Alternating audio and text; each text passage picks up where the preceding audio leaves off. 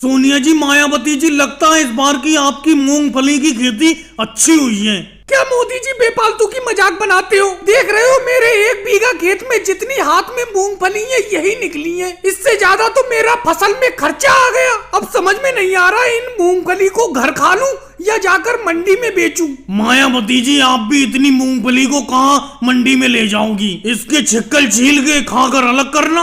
वैसे ये बात तो है, मूंगफली की खेती की पैदावार दिन ब दिन कम होती जा रही है। मैंने तो ठीक किया, करेले की खेती कर ली। मोदी जी, इसीलिए तो आप इतने ज्यादा खुश हो और हमारी मजाक बना रहे हो क्योंकि आपकी करेले की अच्छी पैदावार हुई है। बहन मायावती जी, अपना लोग भी अगले साल को करेले की खेती करेंगे, ये मूंगफली की खेती छोड़ देंगे करना। बहन सोनिया जी, भिंडी की खेती में करेले की खेती से भी ज्यादा फायदा है। मैं तो अगले साल भिंडी की खेती करूंगा। और भाई लोगों को वीडियो को लाइक करो, चैनल को सब्सक्राइब करो।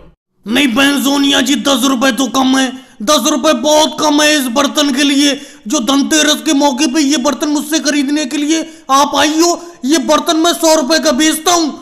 10 रुपए दिखा रही हो आप। 10 रुपए में मैं आपको नहीं दूंगा। मोदी जी, पिछली बार धनतेरस पे इतना ही बड़ा बर्तन मैंने 5 रुपए का खरीदा था। अब इस बर्तन को आप मुझे 10 रुपए में नहीं दे रहे हो, ये कोई बात है? अरे बहन सोनिया जी, वो पिछला साल था।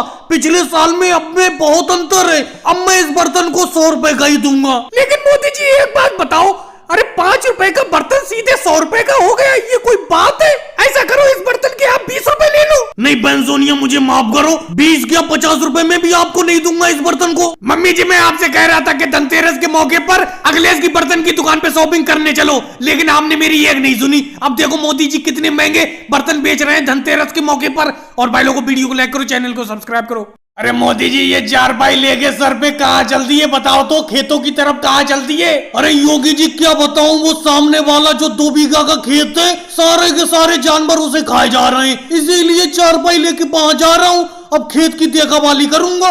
तो मोदी जी एक बात बताओ, क्या दिन रात खेत पर ही रहोगे?